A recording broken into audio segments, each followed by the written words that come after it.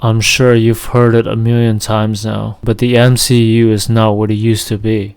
But I'm not gonna talk about the downfall the series has been experiencing in terms of quality and connective tissues. Enough about that. I just want to go on a quick rant about a huge missed opportunity they had with the saga. It feels like forever ago when Avengers Endgame came out, and it changed the MCU forever, for better or for worse. Even though it's one of my favorite MCU films to date, I still have problems with some of the decisions they made, especially concerning the 5-year time gap during the blip. I think I've been saying this for the longest time, but you could do like 2 phases in that 5-year gap. Imagine that. All of the OG Avengers are still around and kicking. And you can't be seriously telling me that none of the Avengers talk to each other during 5 years. I mean, talk about the worst kind of breakups. The world isn't gonna stop progressing just because half its population is gone. The MCU really could have taken inspirations from the comics, where even if Avengers level events don't happen, you could still have several characters in the same room talking about what to do next, or even just hanging around. We haven't really got any downtime with the Avengers like that, besides in the first 2 Avengers films. We definitely need more scenes like the after party. Scenes like that can absolutely work in Endgame, or if they want to do prequels set during the blip. But instead, they just glossed over everything like nothing ever happened. You can look at this from the perspectives of different characters. Look at Steve Rogers, for example, who is unable to move on even after 5 years, when he could have made progress in 2 years or less. Hawkeye has been operating as Ronin for some years, and you could use this opportunity to team him up with some characters like Daredevil, who we now know wasn't blipped. I think you could definitely work around not bringing some characters back because they showed up in the blip and not in the final battle of Endgame. You could say that they're not part of the Avengers team yet. Back to Daredevil, we know that both Daredevil and Kingpin survived the snap.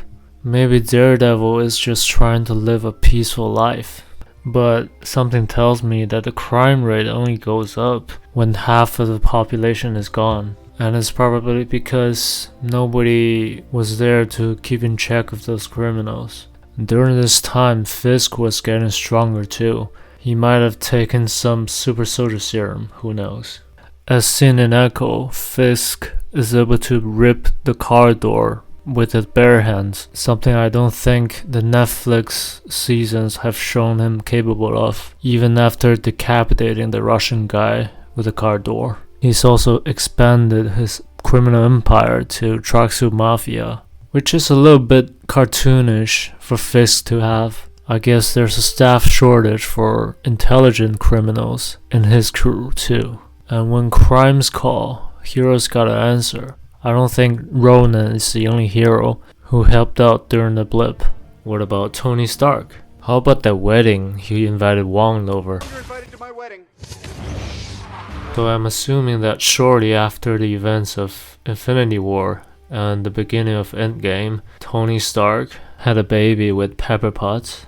So did it never occur to him that the photo of Peter Parker reminds him of the good old days, fighting alongside the Avengers? And like I mentioned earlier, the decreased population probably encouraged more criminal activities, and no Avengers with good conscience would let that go. It's part of their identity and responsibility. During the 5 years, you could also explore how Hawk was able to merge the 2 personalities together. I say this is a better introduction point for She-Hulk than when they actually introduced She-Hulk, because maybe Bruce Banner saw from Jennifer Walters that the repercussion of uncontrolled violence is greater than he thought. So World War Hulk storyline maybe? If they get the rights back to Hulk for a prequel, which I'm certain will happen soon enough. Anyways, I'm going on a bit of a tangent here, but you know what I'm trying to say. So much could have happened in the 5 years. Instead of showing what some of our heroes have been through individually, Marvel just decided to treat this history of their timeline like it never existed. And I honestly think it would make more sense for them to introduce characters like Moon Knight and Shang-Chi and what have you within this time period. As I said, with the crime rate going up in those years, you would have to have more heroes to keep things in check. Just don't make them a part of the Avengers roster yet. Save that for Avengers 5 and 6, and so on.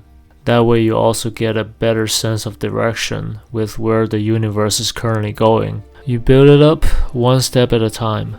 What's been sorely lacking in the most recent MCU projects is the subtlety, and having characters mentioning things, little things that happen in different shows or movies will give you that.